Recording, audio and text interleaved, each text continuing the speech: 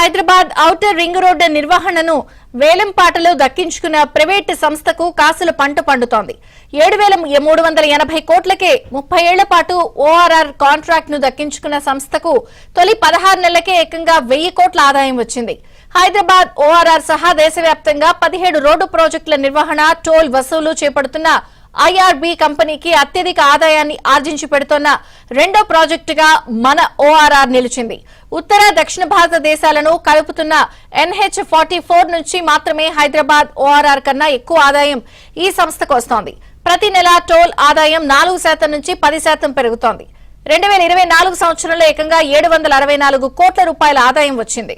వచ్చే 30 ఏళ్లలో సదరు కంపెనీ వేల కోట్ల రూపాయలు ఈ ప్రాజెక్టు ద్వారా ఆర్జించనుంది. దేశంలోని ఏ మహానగరానికి లేని విధంగా హైదరాబాద్ చుట్టూరా 158 కిలోమీటర్ల మేర నిర్మించిన Jawahar Lal Nehru outer ring road ను బీఆర్ఎస్ ప్రభుత్వం ప్రైవేటు సంస్థకు లీజుకిచ్చింది.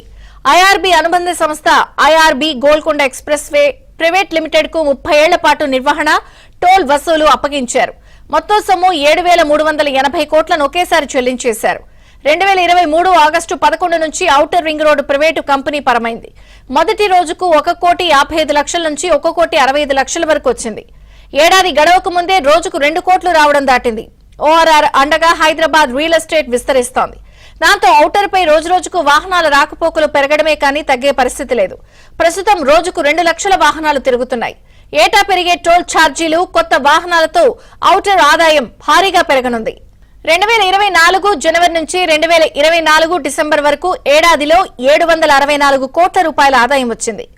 2023 సంవత్సరంతో పోల్చితే దాదాపు 100 కోట్లకు పైగా ఆదాయం పెరిగింది.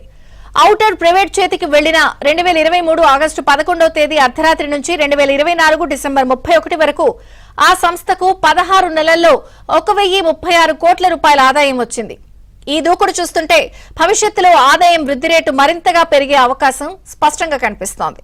లీజు సొమ్ము చెల్లించడానికి ఐఆర్బీ సంస్థ రుణ సమీకరణ చేసింది.